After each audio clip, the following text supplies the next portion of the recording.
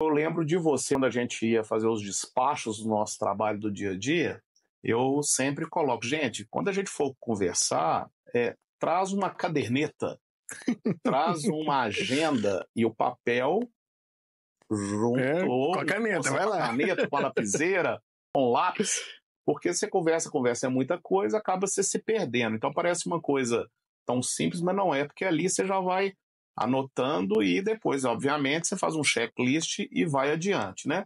Eu falo, Matheus, eu já falei aqui 10 minutos, como é que você faz? Você não anota nada?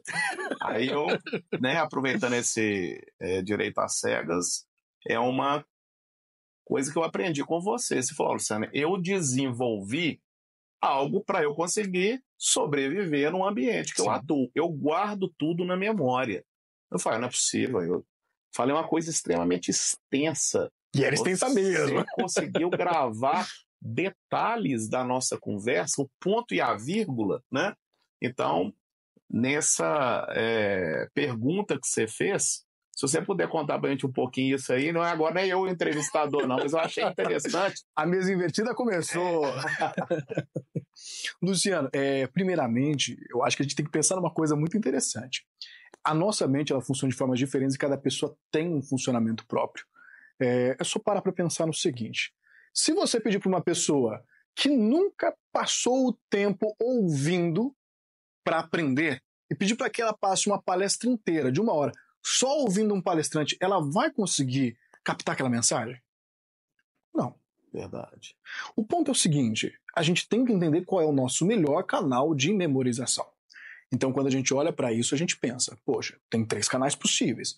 Primeiro, você tem uma memória visual. Não tem. nenhuma memória visual. Até por questão da deficiência mesmo. Então, para mim, não é algo factível pegar e escrever à frente, apesar de ter alguma visão hoje em dia.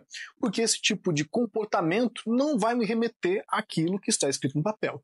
A gente tem a segunda forma de memória, que é a memória auditiva. Então você vai lá, pega a memória auditiva e entende. É aquela pessoa que quando inclusive está numa balada, barulho estressante, ela quer conversar com alguém, ela vai falar, vamos ali para um canto mais afastado para eu conseguir te ouvir. Porque para aquela pessoa é muito importante o detalhe da fala, o jeito que está falando, o tom da voz, porque isso vai ser o que vai incorporar e vai gerar inclusive aquelas memórias, não só a memória, né, prática, mas também a própria memória afetiva.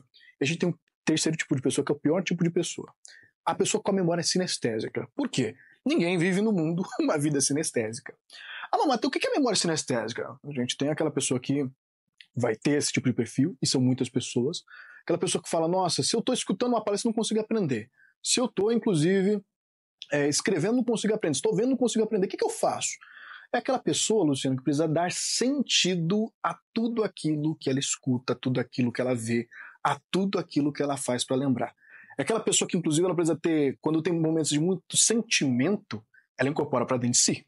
Então, a primeira coisa é você entender qual é o seu canal de memorização. Em segundo momento, entender que ouvir e escutar são coisas radicalmente diferentes.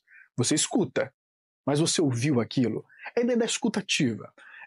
Eu costumo, às vezes, quando estou dando palestra, treinamentos, pedir que as pessoas elas não se apresentem de imediato. Eu peço que uma converse com a outra e depois você não vai apresentar, né, a você mesmo, você vai apresentar aquela pessoa. Porque você vai conseguir ouvir ali, né, perceber ali naquele momento, se aquela pessoa exercitou uma coisa que a gente chama de escutativa. Quer entender quais são os detalhes, quer entender qual é a realidade. Então, hoje, a primeira coisa que eu gostaria de sugerir, se a pessoa quiser pensar nisso, e falando por que minha memória funciona assim, entenda qual é o seu canal de memorização mais eficiente.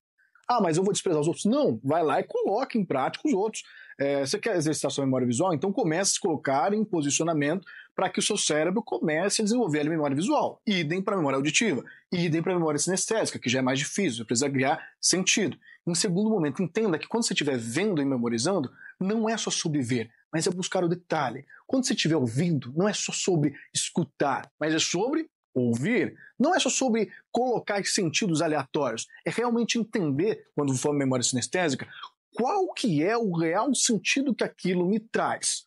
E aí até para essas pessoas, por exemplo, estou escrevendo enquanto estou ouvindo, isso ajuda, porque ela está colocando um sentido físico e ali as emoções, os sentimentos em tudo aquilo que ela está fazendo para conseguir captar. Então, o segredo em essência, entenda seu canal desenvolva o seu canal, principalmente aquele que é melhor, e você vai conseguir ter aí um direcionamento. Eu sempre tive essa ideia de conseguir potencializar isso, e tanto é que passei dos meus 8 anos de idade até agora, finalizando a graduação, sem ter feito nenhuma anotação no papel. E graças a Deus as coisas estão se encaminhando, né? Formando agora, inclusive, graças a Deus.